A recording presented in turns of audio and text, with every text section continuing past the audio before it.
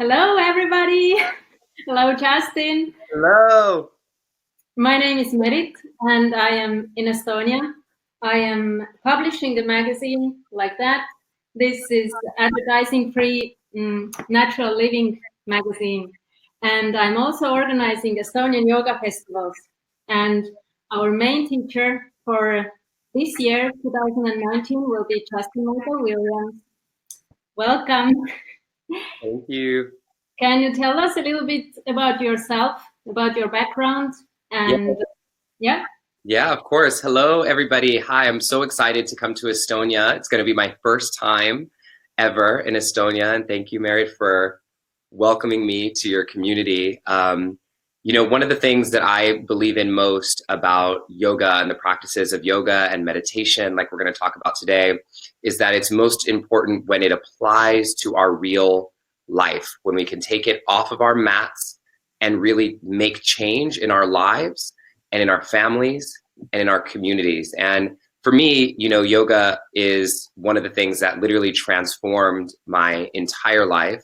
And not to say like, oh my God, it's going to save your whole life and it's going to help you accomplish all your dreams and goals, because that's not what I'm saying.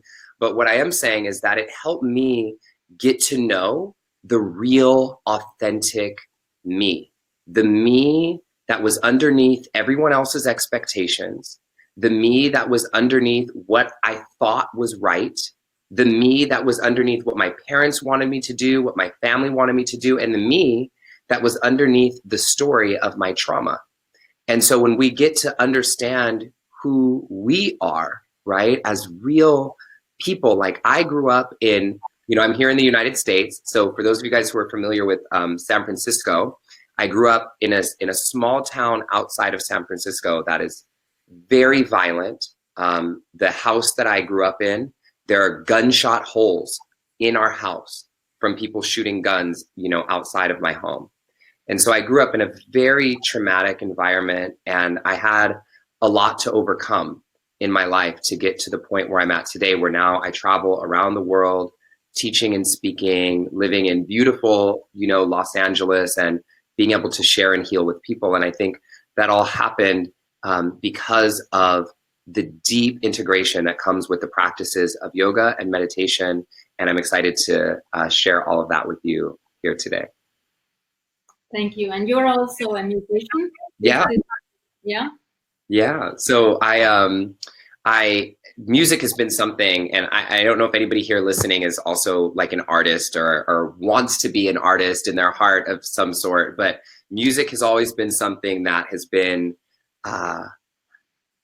really important to me throughout my life. But for much of my early life, I actually was too afraid to do music. I used to get bullied and teased a lot when I was in school. And so I stopped myself. I stopped myself because I thought I wasn't good enough, or I thought worried about what other people would think, or I thought that I couldn't make money doing art or music, that I needed to do something more practical.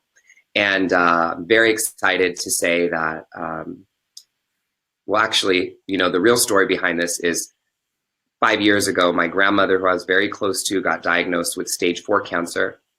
The doctors told her she had 2 months to live after she had cancer.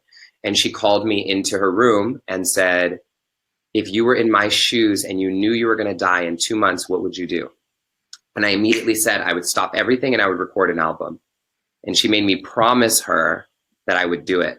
And now I'm so excited to say that 5 years later, well, it was actually 2 years after she passed away, I put out my album of music, Metamorphosis, which I'll put a link for you guys in the chat box here so you can get it for free. You can download it and listen to it. And we're going to be experiencing some of the music together at the festival, actually, together. And my album charted, I'm so grateful to say it charted in the top 20 of the iTunes charts here in the United States. So it's been a very amazing, successful journey. And I can genuinely say that along with working hard, it also has been the practice of yoga and meditation that has helped take me to my goals as quickly as I possibly can without having too many distractions in the way. And my goal today in this webinar is to teach you some of the most important tools that we're gonna that you could know for your life right now. Okay. Thank you. Yes, please tell us how to meditate, how to stop thinking, how to concentrate on important stuff, important dreams instead of urgent stuff. Yeah. So I will maximize your screen and the floor is yours.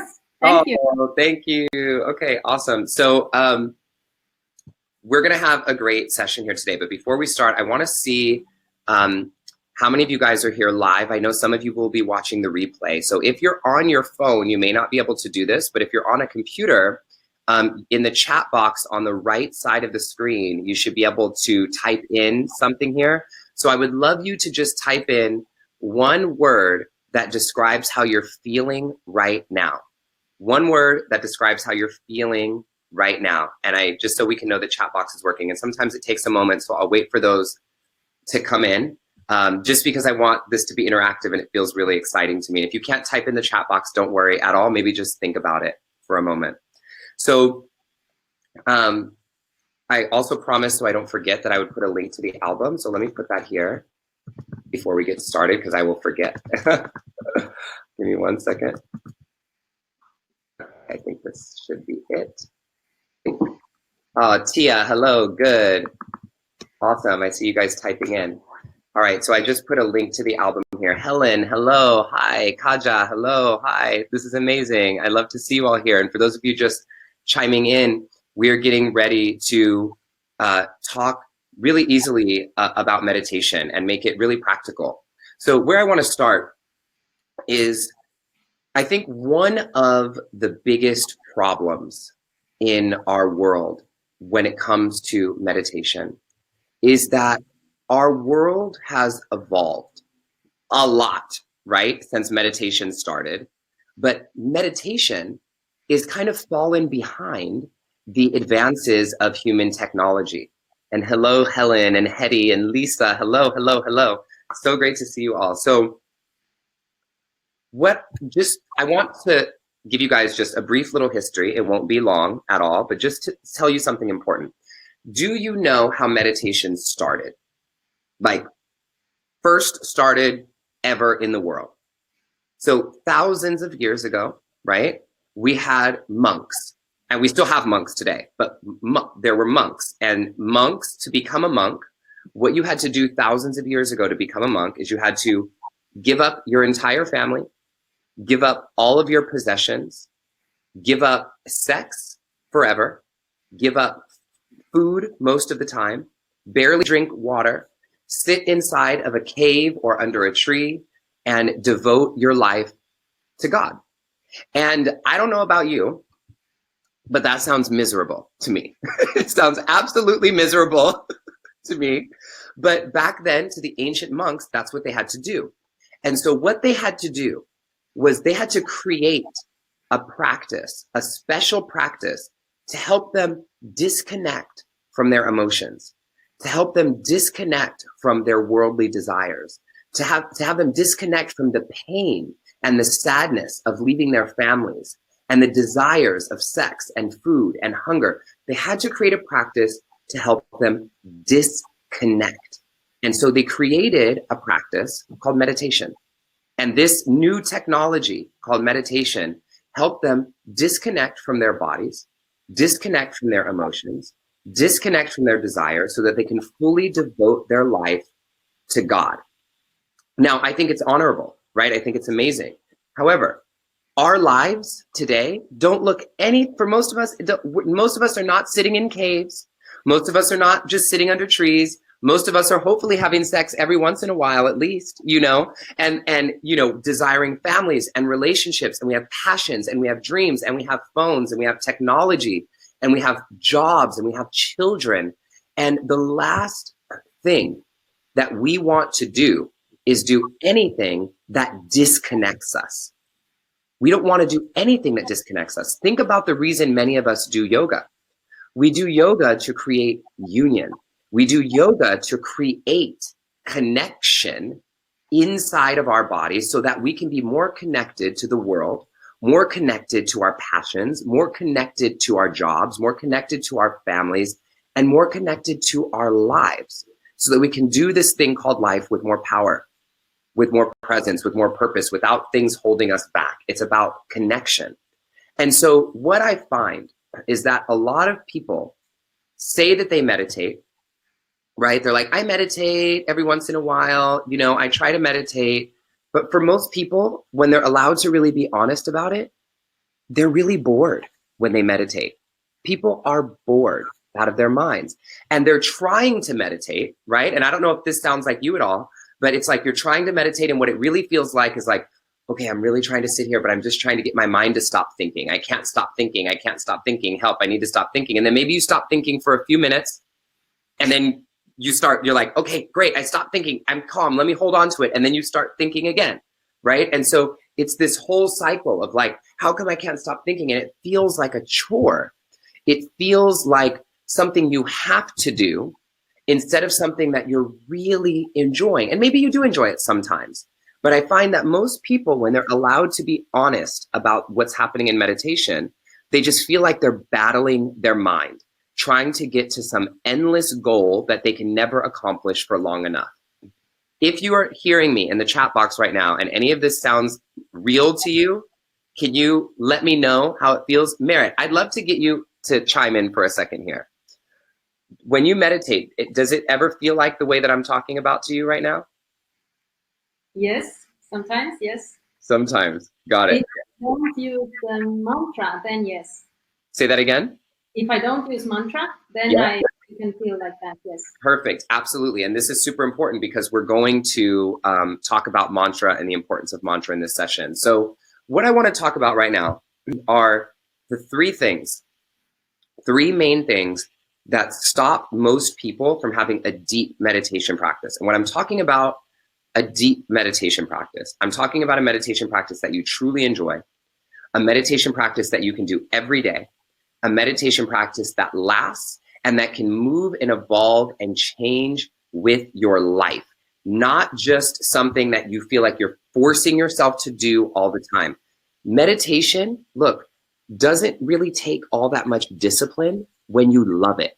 Think about it. You don't need discipline to eat chocolate cake, right? You don't need discipline to do something that you love. You need discipline often when we're forcing ourselves to do something that we don't enjoy fully. And I want to show you how to turn meditation, instead of discipline, when we enjoy something, what we have is devotion. And I want you to learn how to meditate in a way that makes it even more devotional to your higher self, to whatever you believe in, spirit, you know, higher self you believe in, or just to you. And so let's talk about the three things that I find stop most people from meditating effectively. So, and this is good for people who already meditate. This will help you up-level your practice. And if you've never meditated before, this will also help you get started. And I just want to let you know, I'm going to teach you as much as I can in the time that we have together in this session here, right? We only have about 30 minutes or so more. And but for those of you who are interested in learning more, I have something special that I'm going to give to every single one of you at the end of this webinar for those of you who want additional tools and training and support to help you bring meditation into your life more regularly. But I just want to teach you everything that I can, but hang out until the end and I have something special for you. So let's get into these three things, all right? Number one, the first reason why I find most people have trouble meditating is because of this myth. People think that in order to meditate, you have to be sitting still on the floor in crossed legs with your hands in a mudra, with your spine up straight and tall for you to meditate. And that is not true. Most of us, most people, including me, and I've been practicing yoga for over a decade now, most of us get really uncomfortable sitting tall with our spine straight, with our legs crossed. Your legs go to sleep, your back hurts, like all this kind of stuff will happen. And for some people, sitting cross-legged is comfortable. If it's comfortable, it's fine. Listen to me carefully here. This is like foundational. You do not have to sit still on the ground to meditate. You don't even have to sit on the ground at all. The most important thing that you have to do to meditate is to be comfortable. And when I say comfortable, I don't just mean lightly comfortable. I mean indulgently comfortable. You should be able to just sit back and just relax. When you meditate, you can look like this. You can hunch over. This is how I look sometimes. You can sit in a chair. You can lay on your bed. Yes, you can lay down on your bed if you want to. You can lay on the floor. You can sit up against the wall with pillows and with your, pillows up underneath you or up against the wall. You can sit in a chair. You can sit on the couch. You have to be comfortable. And I mean so comfortable. Most of us have been trained in school, right? To sit still and sit up tall and sit up straight. And that's the only way that we can learn. We have to undo this pattern. And the reason why this is important is because if your body is not comfortable, your mind will never relax. It can't. It's science, and this is not me making shit up. This is scientifically proven that if your body is not in comfort, your brain cannot relax, because the body-brain system, the neural pathways created here, right? They have, before we even had cognitive thoughts, the job of the body-mind system for any animal on the planet is to keep the body at a state of balance, comfort, and peace. And so if your body is uncomfortable, your brain is going to be sending off signals as much as it can to try to get you to move so that you can be comfortable. And what most of us do in meditation is we sit, and even though your leg is falling asleep or your back is hurting, we think, oh, I'm meditating so I can't move. I'm meditating so I can't move. I have to sit still. I have to force my body to be uncomfortable. No, that is a style that was used by the monks a long time ago because they were trying to disconnect from their bodies. They were trying to disconnect from their bodies. I don't want you disconnected from your body. I want you connected to your body, right? We want to be connected to it. And so we have to listen to its natural instinctive intelligence. So here's number one rule. You have to be comfortable. And when you're meditating, if you get uncomfortable, move. It's okay. If you don't move, your body, and you guys know this, let's say you're meditating and your back is hurting and you won't move because you think you can't. What's going to happen? You're going to have to sneeze. You're going to have to cough. You're going to have to itch. You're going to have to go to the bathroom. Your body starts creating all these responses to try to get you to move until you finally move. And if you just allow yourself to move, then your mind can relax and you can dive deeper into your practice. So I have to always start there because it starts with the body. Okay, it starts with the body. Many practices leave the body out completely. But if you really think about it, your brain is just another body part. Your brain is just another part of your body. So we're talking about a holistic approach to our meditation practice. That's number one, okay? Number two, this is really important. People think that in order to meditate, they should be relaxed. This is what people tell me all the time.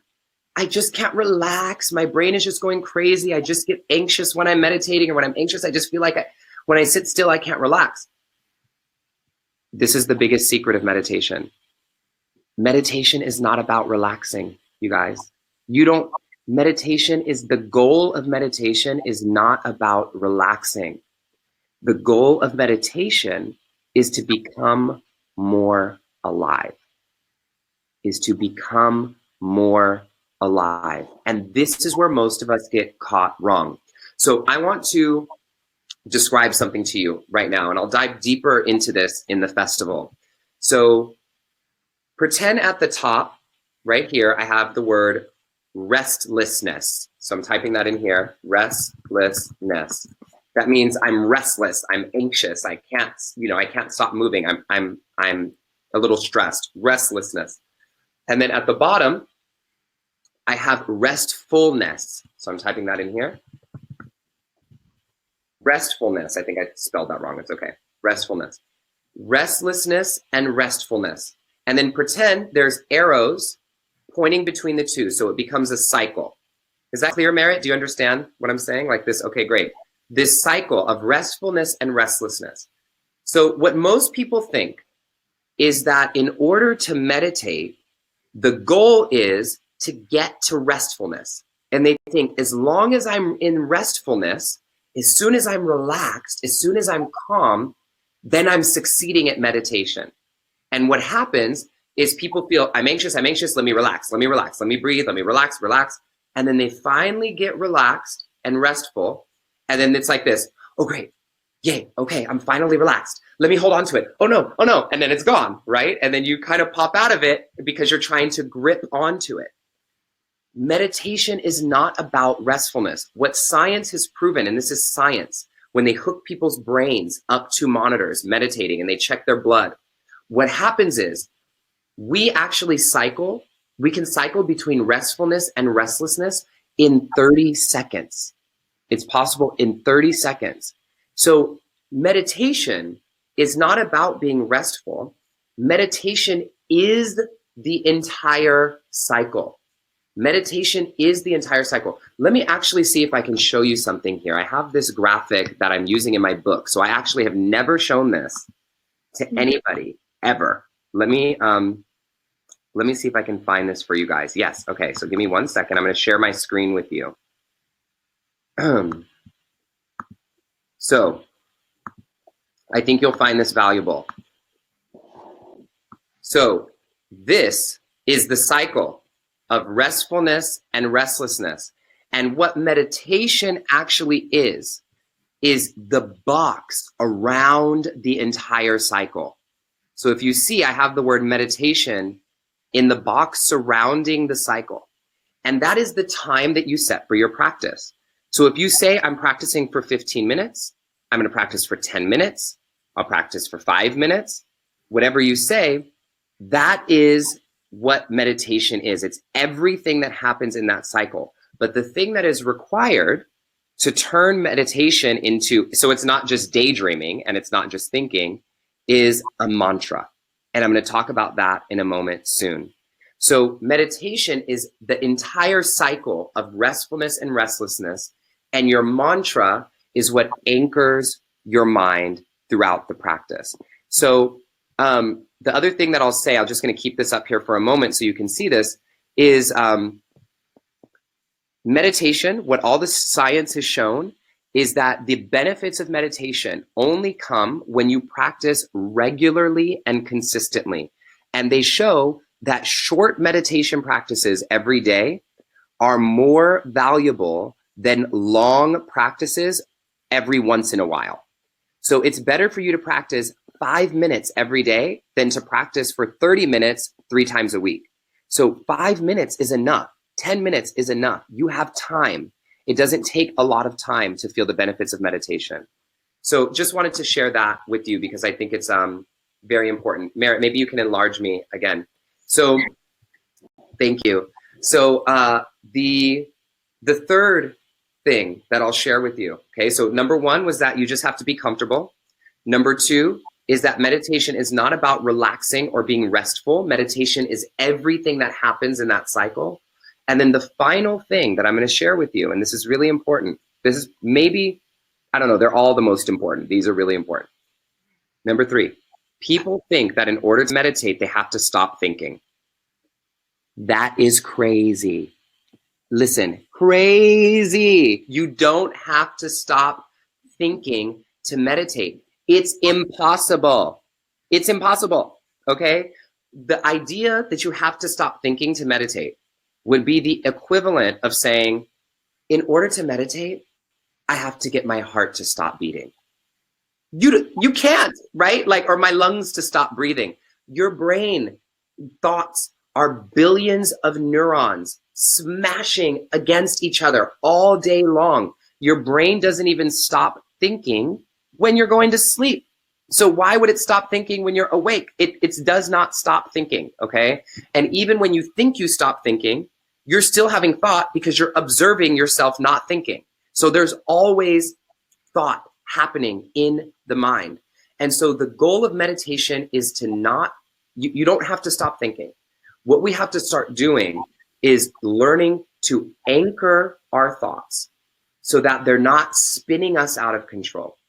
We want to learn to anchor our thoughts with a mantra so that our thoughts do not go crazy, but we can use our thoughts in our service instead of letting our thoughts spin us out of control. That's it, Okay. And so there's going to be many thoughts that come up to you in meditation. You'll think about your to-do list. You'll think about things you're afraid of. You'll think about stress. You'll think about your family. You'll think about random song lyrics and just everything that will come up. All of that is allowed. You want to welcome every thought, every feeling, every sensation, every emotion in your practice, because that is the feeling of being alive. This is the feeling of being alive, and we use the mantra to anchor it. So let me talk about mantra for a second. Mary, do you have any questions about anything before I continue? No, it's all right. Okay, cool. Just checking. Yeah. And if anybody has questions, feel free to type them in the chat box, but I'm just gonna continue on for us here. So mantra. We use this word all the time, right? We use this word mantra all the time. But I find that a lot of people don't actually know what the word mantra means. And so mantra comes from two Sanskrit words, okay? Man, which is the mind, and tra, which is a tool. It's a tool. And so when we use this word mantra together from these roots in Sanskrit, what it means is it's a tool of thought. That's the way that I like to define it. A tool of thought. So just like if you were hanging up a picture, you would use a hammer. Or if you were trying to screw something, you would use a wrench. Or if you were trying to cut something, you would use scissors. A mantra is something that we use in our minds to help us anchor our brains, to help us use it as a tool to pull our minds into alignment. And so what I believe about mantra is that a lot of people are doing it wrong. And I know that sounds, whatever, but if we think back to these monastic styles of meditation, monastic meaning the styles that come from monks, many of them were using mantras to disconnect. We don't want to use mantras to disconnect. We want our mantras to connect us. And so what I encourage all of my students to do is, first of all, you don't have to say a mantra in Sanskrit. You can use it in any language that you desire, your native language, English. It doesn't have to be some top secret that you never tell anybody, and it doesn't have to be given to you by a guru, okay? Because the whole point of meditation is to realize that the guru is inside of you, right? Like you're the guru. And so we want to get in touch with our own natural instinct and natural rhythm. And there are many ways that I talk about mantra in my online courses and programs. But one of the things, I'll give you one of the main tools that I'll talk about here. A question that you can ask yourself every day when you sit down to meditate is this. You can check in first with yourself and your breath. You can actually try this with me now. Why don't we all try it together? So let's try this together. Go ahead and close your eyes if you feel comfortable. Place your hands over your heart. On the count of 3, I want you to exhale everything out of your system through your nose. 1, 2, 3. Exhale everything out through your nose, everything out. And now slowly take a deep breath in through the nose if you can, into your belly. And then let the breath rise up into your chest, into your heart, into your collarbone, into your throat. Hold the breath. And open the mouth, let it go. Ah. I'm going to do that 2 more times. Inhale deeply, belly first. Let it rise up into the chest and the heart. Let the breath rise up into the throat and the collarbone. Hold it. With a sound, let it out. Ah. Last one. Deep inhale, belly, chest, heart, throat. Hold it. Hold it.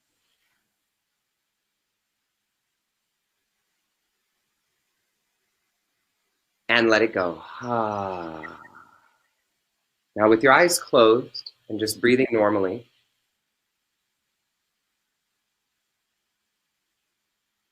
I want you to answer this question. What do you love? What do you love? What is an energy that you love so much that you would want to be bathed and soothed by it? You would want your entire body, inner body, outer body, to be filled by this energy. What do you love? And it can be anything. You may be thinking my kids or my mom, or you could be thinking peace or gratitude or anything. But I want you to think of 1, 2, or 3 words to describe something you love.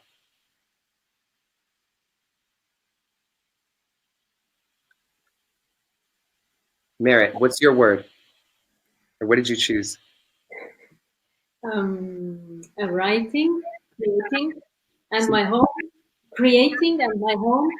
Creating in your home. This is beautiful. So I want to describe, and we're going to practice this a little bit again. So Merritt, I want you to practice this with me. So what we want to do is be with what we love in meditation. So Merritt's example was creating and her home. How beautiful. You can choose anything you want. And so let's use that as the mantra. The idea, feel how beautiful, Merritt, that it feels to create. Feel how much you love the desire, the longing to create, the joy you get from creating for other people. And also the comfort and safety and peace you feel at home. And allow yourself to go there. And for you listening, I want you to do the same thing with your mantra. Allow it to arise in you. Go there with all of your senses. Imagine being filled and covered and surrounded by what you love. Breathe with it. Maybe you can smell it. Maybe you can see an image of it. Maybe you're just seeing images of energy. Maybe you can taste it. Maybe it changes your emotional state when you think about it. Or maybe you get a feeling in your body when you think of this thing that you love. Let those guide you.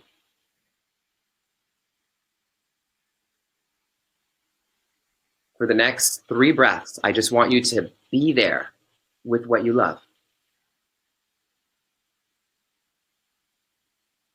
You can close your eyes and just take a couple more breaths.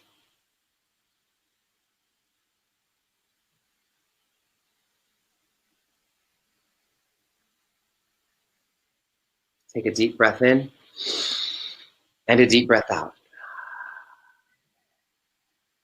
Great. So open your eyes if you haven't. Now, there's just one way, right? There are many gateways into meditation. But one of the things that I find most effective for most of us, and the way that it becomes a joy for us, is to ask ourselves the question. You can ask it every day, and you can change it, or you can stick with the same thing. It's up to you. What do I love? What energy?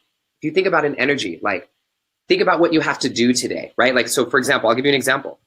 Today, I am doing 3 webinars today. This is the first one.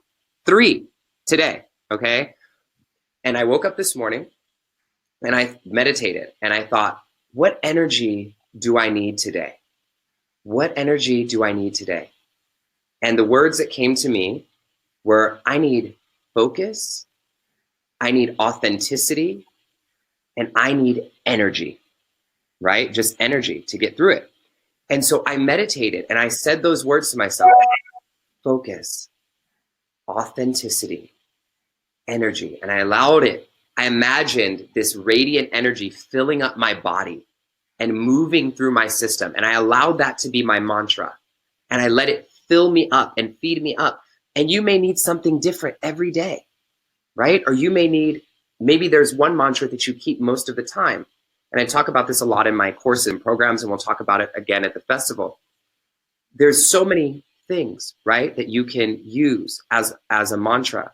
But the one that I find that people find the easiest time relaxing into is, what do I love and what do I need to be filled and soothed and caressed by in my life? So this is the power of mantra, and it can be in any language, right, that you choose. It doesn't have to be in Sanskrit. Oftentimes I feel like people are using Sanskrit mantras, they don't even know what they mean, right? They have no idea what they're even saying. And so you can use Sanskrit, but just make sure you know what you're doing and that you feel deeply connected to it. Okay, so we covered three main things here. We covered, make sure that when you're meditating, you're comfortable. You don't have to sit still. You can move. You can pulse. You can sway. When I meditate, I'm often in motion like this. It's okay to move while you're meditating with your breath, okay? Be comfortable. Number two, meditating is not about relaxing. It's about everything that happens in that cycle of restfulness and restlessness. Number three, you don't have to stop thinking.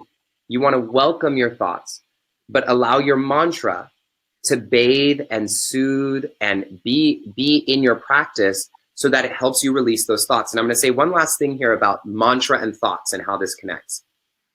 So you will notice when you meditate that depending on your mantra, certain thoughts will come up to the surface. And it's not random.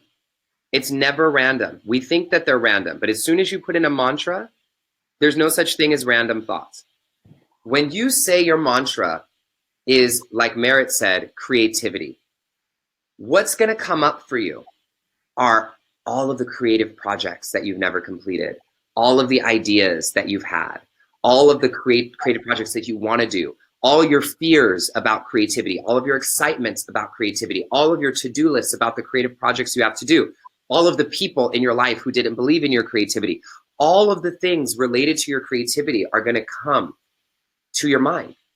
Welcome them, because what's happening, and this is how we heal through meditation, and this is how we get ideas through meditation, and this is how we connect to spirit through meditation. What happens is when these thoughts come to be attracted, they're coming to be bathed and soothed and released and sorted by your mantra.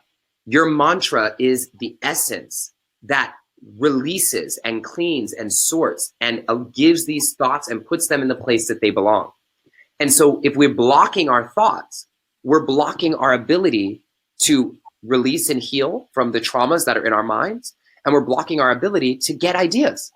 So you want the thoughts to come up. If your mantra is confidence, you're going to have all the things come up related to confidence. If your mantra is peace, you may have all these stressful thoughts that come up that are keeping you out of peace. But you need that so that they can be released, so that you can feel more peace in your life.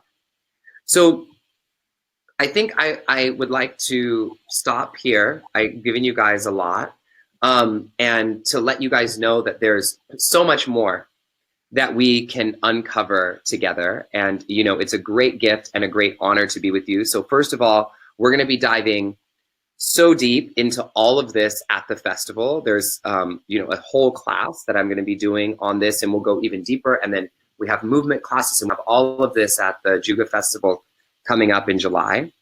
And then as well, so I hope to see you guys there. It's going to be so exciting to be there at the castle at Estonia with all of you.